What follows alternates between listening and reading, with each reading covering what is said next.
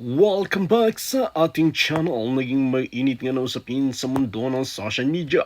Talaga naman na nabuking na nga itong si Bangag Jr. or Kuting ng Norte.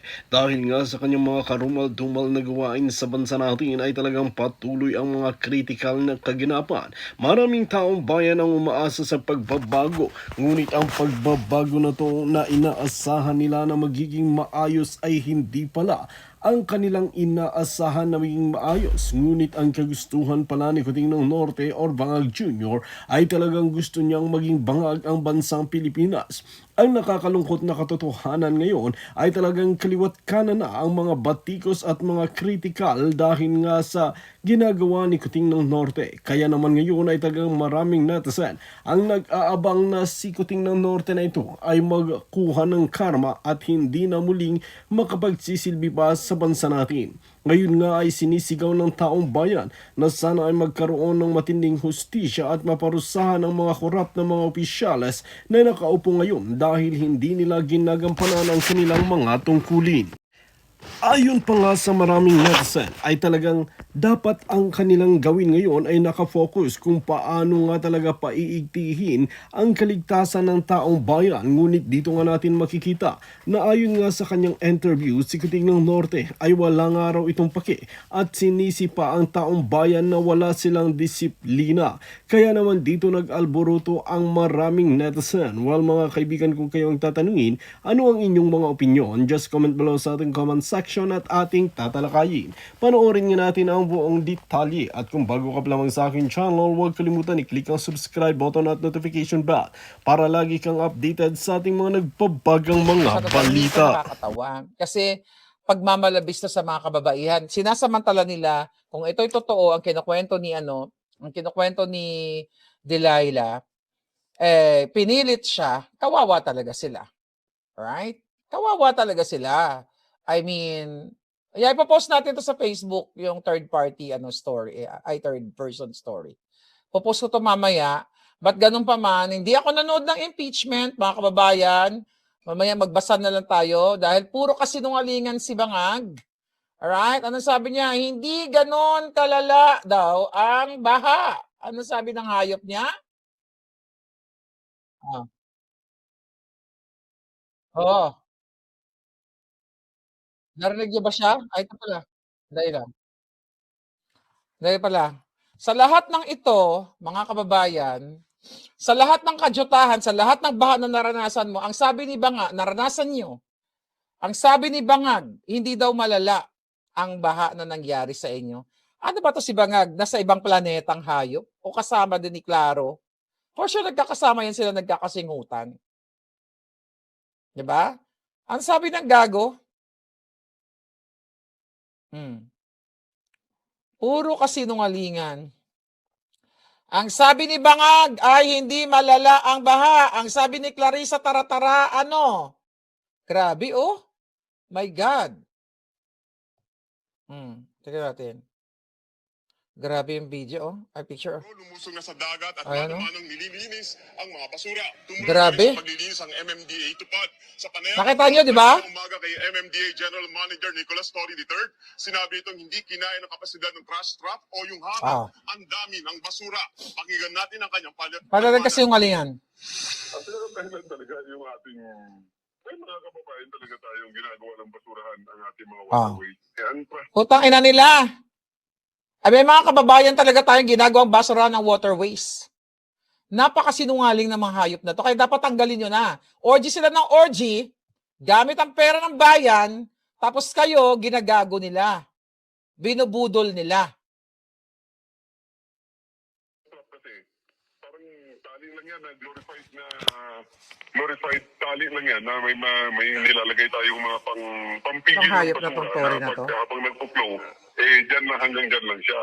Pero pag malakas ang tubig at dumami ang basura na yan, bibigat ng bibigat, puputulin niya yung trash trap na yan.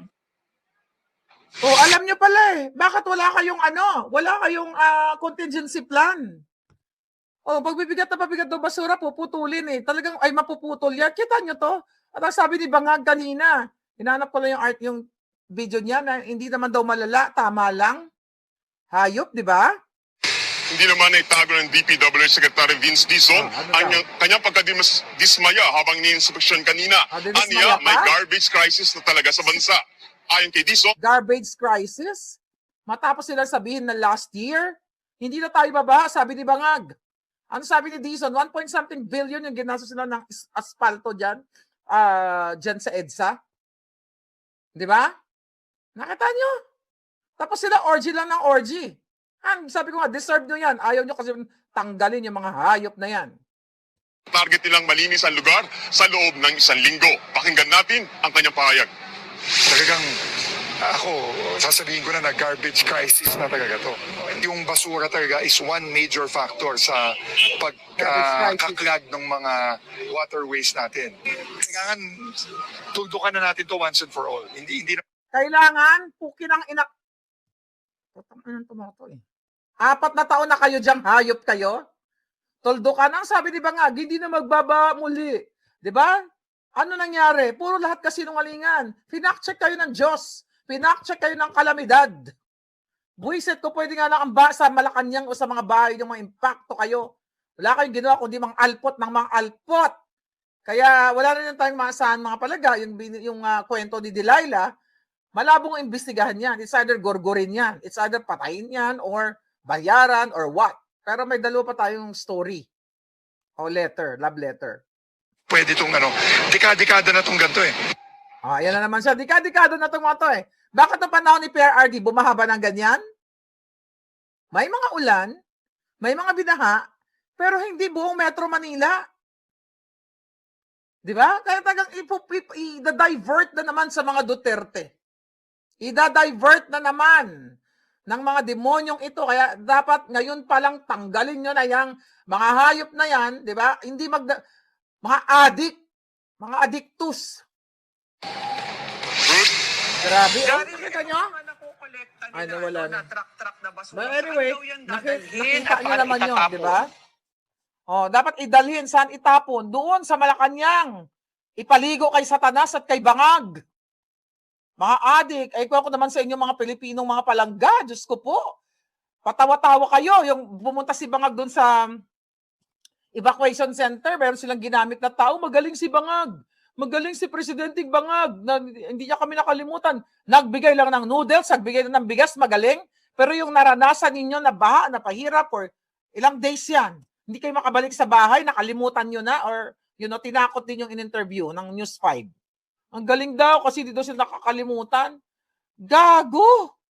My God, Pilipino, hindi kayo magaling, hindi kayo matalino, duwag kayo.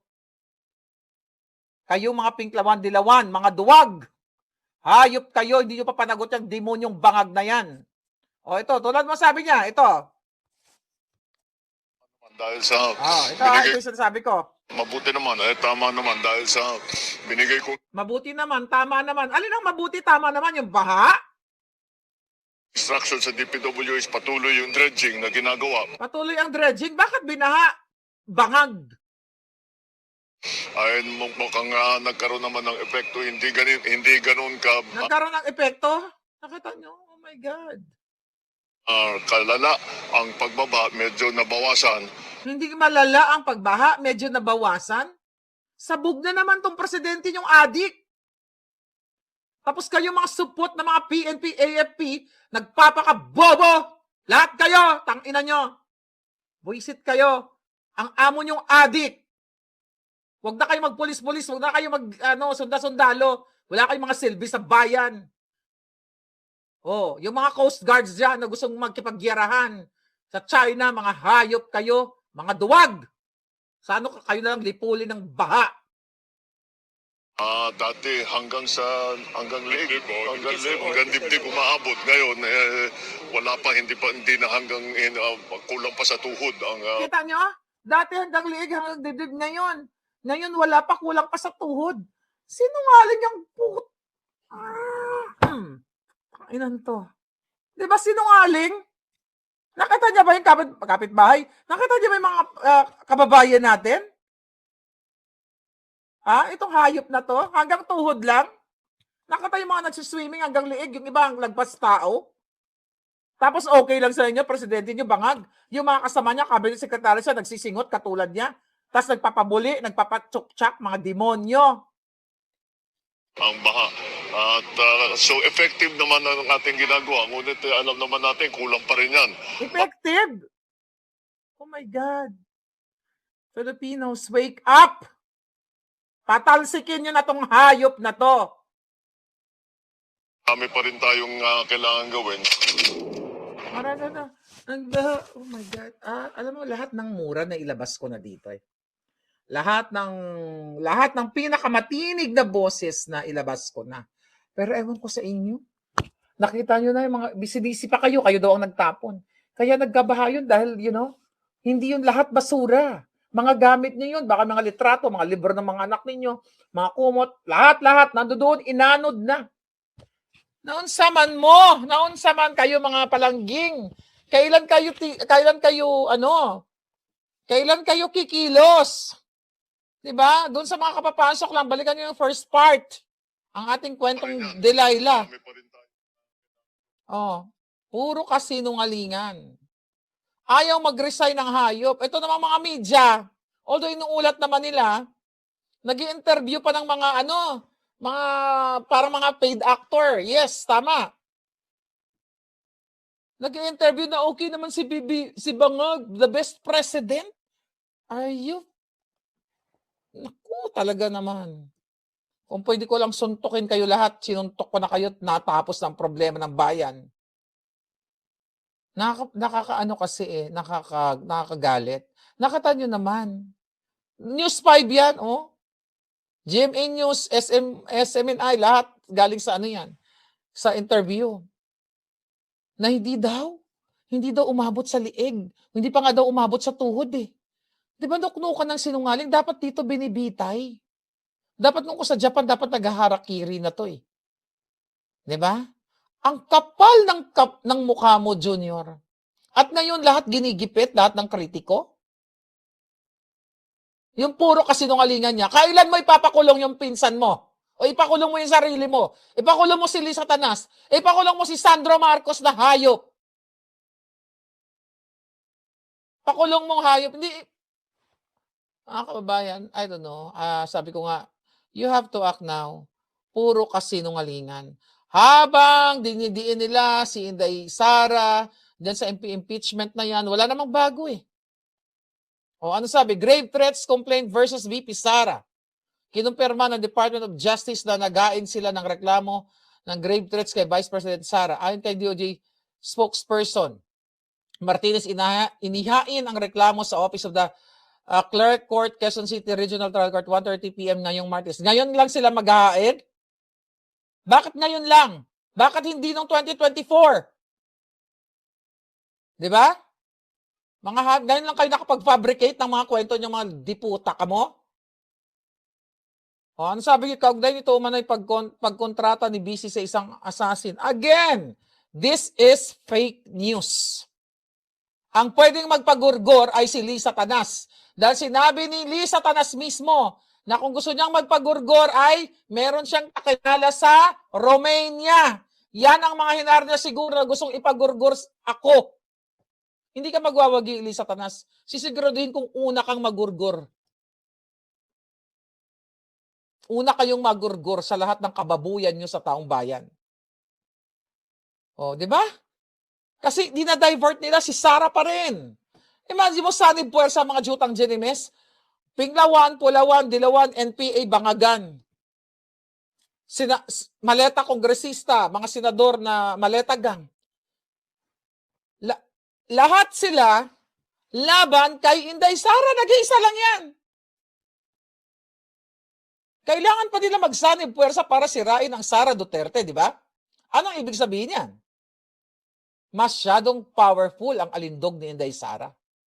At masyado silang natatakot na maging presidente si Inday Sara. Pero alam mo, Bangag, malapit-lapit ka na yung itsura mo.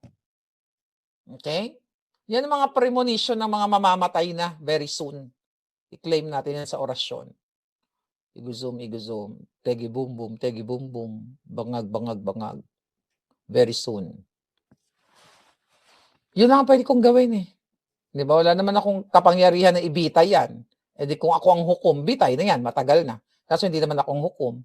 So hanggang wishful thinking lang tayo na magurgur na silang lahat. Ang buong sindikato.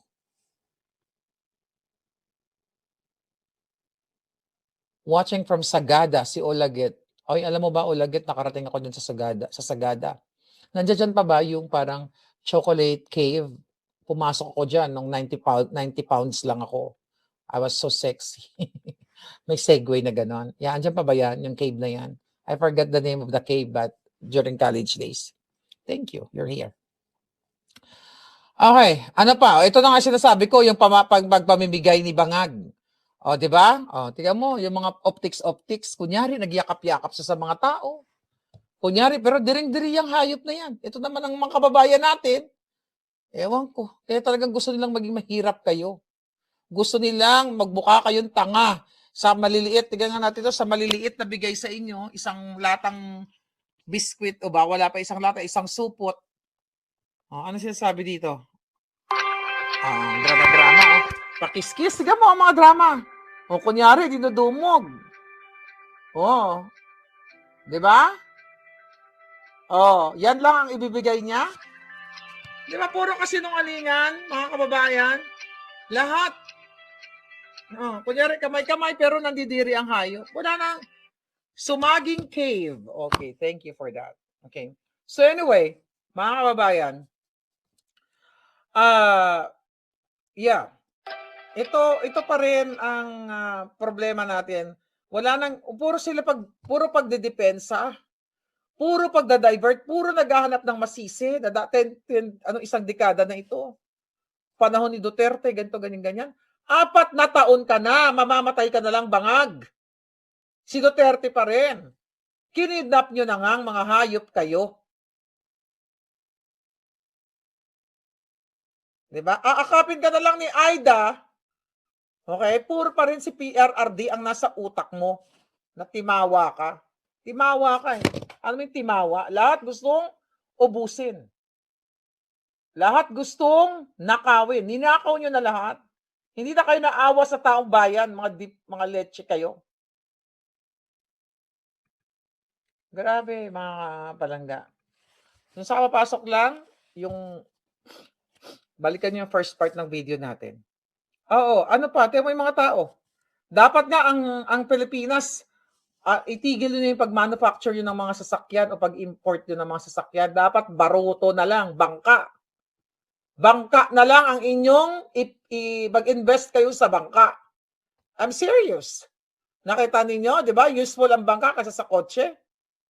At kung magkotse kayo, magtayo kayo ng 5th floor. Doon nyo iparada ang kotse nyo. Kasi masasayang lang yung pinaghirapan ninyo dahil sa isang bangag na administrasyon. Paulit-ulit na lang kayo, tapos kayo pa ngayon ang may kasalanan dahil kayo daw ay nagtatapon ng basura kung saan-saan. Tapos itong mga, itong mga palangga natin, itong mga tao, nananawagan naman sila. Pakinggan natin to. Sir, baka may gusto kayong shoutout bago kami mag-bahay raid. Shoutout ko po pala sa mga engineer ng flood control ng Kalumpit, Bulacan. Eto, lubog na naman kami. Maawa naman kayo. Sir Dizon, thank you. Pagka tinuloy niyo mo dito, ang flood control, thank you po sa inyo, Sir Dizon. Okay, salamat po. Sarkasam, di ba? Ito mga tao? Hanggang ganun na lang kayo? Hanggang ganun na lang ba tayo, mga kababayan? Habang sila ay nagbabayad ng tig 100,000, imagine mo, utusan lang daw yung babae, maghalikan, 100,000, magtsuktsakan, another 100,000, dilap-dilap ng juto na hindi naman tumatayo, another 100,000, tig 100,000 daw sila. So ilan yun, sa ilang beses nagbigay yun. So ibig sabihin, ganun na lang kung yun, for sure. Kasi kapag hindi galing sa pinaghirapan ng pera, madali nilang lustayin. Siyempre, kung galing sa kaban ng bayan, kung galing sa inyo, di ba? My God. Tapos ngayon, alam mo anong ginagawa nyo? News 5. Ginagawa nyo, GMA, lahat. Puro si Sara. Although nag-report sila na ba, grave threats, complaint, before Sara. Ilang beses ba ulit-ulitin ang balita? Ibinulat mo 1 oras, tapos meron na naman 2 oras, 3 oras, meron na naman. Ano yun? Talagang parang dapat atak-atak, Sara, para makalimutan ng tao yung ginawa ng Bangag administration na pagpapabaha sa inyo at pagdahilan ng mga namatay o nagkakasakit. Di ba? Imagine yung mga kipay ng ating mga palangga. Ikaw ang bumaha doon, pati kipay mo may labno. Merong putik. Kadiri, di ba? Pwede ka ma-infection, pagkaroon ka ng leptospirosis sa tiil mo, kung saan man. Yan na lang ba? Gusto nyo ba, you know, ganyan lang ba yung life na gusto nyo? Okay lang, ganyan. Di ba? Okay lang yung ganito. Si Bangag, binigyan kami ng 2 latang sardinas, 8 kilograms sa bukbuking bigas. At aduyuda ang kalahati, peke, galing sa rekto. Oh my God. Oh, tapos ang mga maleta kongresista, walang pakialam sa inyo? Puro si Sara. Punyeta, wala na silang inisip kundi si Sara. Ano sinasabi dito ni paggagan natin to si Charis. Then, ano yung safeguards po in place na hindi na po maulit yung ano Well, po? again, I think Project NOAA is going to be a big guideline as to what the priorities are going to be. I need to check. Hindi pa namin nakita yung budget, but Ito, dapat bitayin to. I can't stand with his boses, pek-pek na boses. Ikaw, Sandro, darating ang panahon, mabibitay kang hayop ka. Yung jutang genemis kang hayop ka. Dapat sa sinapupunan pa lang ng nanay mo natunaw na kayong lahat. Nakita niyo yung pinost ko? Kamukha niya si Andali baka hindi yun nakita. Okay, nakita niyo ba to? O Sandra, ba't magkamukha kayo? Para kayong ngiwi. O, para kayong dilat ang mata. O ha? O. Ba't kayo parang dilat ang mata niyan? Kaano-ano mo yan? My God. Okay. Nakakarima rin tong mga to. Ayan tapos sina-highlight nila, pabigay-bigay bugas. Wala nang iba. Tapos samantalang yung mga demonyo na prosecution, nakita mo, di ba? Nakita nyo si Kapunan, kasama si Lisa Tanas.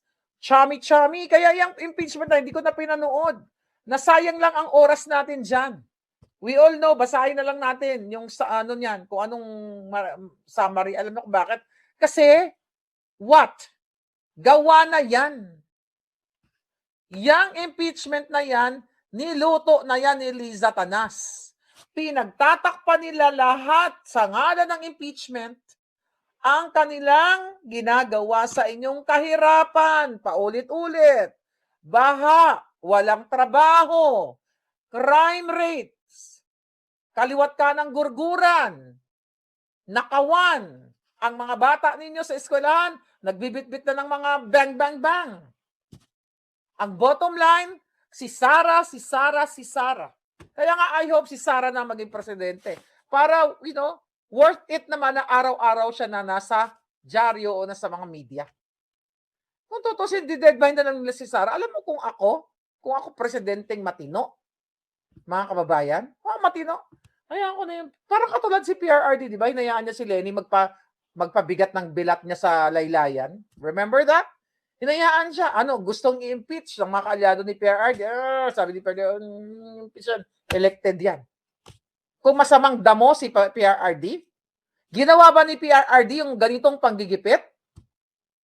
Panggigipit sa mga kritiko, Marcoleta, Loren Ligarda, Jinggoy, Alan Cayetano ngayon, di ba? Ang kinakasukasuhan din, lahat. At yung si Kilay, at saka yung si Villanueva, at yung lahat sila dyan. Dila kipayan kay Satanas. Kaya yung mga kasinungalingan nila na ikukulong si Romualdez sa pananagutin, hindi tayo maniniwala hanggat hindi pinapakulong yan. Ang tagal pipakulong. Bakit? Hindi pa ba tapos ang negotiation? Okay? Ibabagsak ba ni Tambaloslos? Isama ba niya si Sandro Marcos, si Lisa Tanas at si Bangag na magkakasabwat sila? Lahat sila nakinabang. Ipapadjutol ko ang julo nilang lahat pag nagsisinungaling ako sa kanilang lahat ng pagnanakaw. Napatunayan naman natin Vindicated na nga eh. Di ba? Napatunayan nyo lahat to. 2023. Actually, 2022. We talk about smuggling, hoarding, pagnanakaw, tsuktsakan. And now, nakita nyo, may mga bago na namang karakter sa Tsuktsakan Blues. Nung nakaraan, si Bangag lang ang lagi ang bida. Ngayon, meron ng klaro. Diba? Uy, Delilah, lumabas ka. Pero alam mo kasi, itong mga babaeng ito, kaya kasi takot-takutin. Kung si Senator Marcoleta nga, pinakulong nila. How much more kung si Delilah pa? O yung iba pang mga babae? Diba? How much more pa itong mga ito kung talagang ito ay mapatunayan na nag-o-orgy sila, binabayaran sila ng pera ng bayan, it's either gugurgurin yan. Kaya takot din siguro yan yung mga yan. Kaya pinadala na lang sa atin ang liham ni Delilah.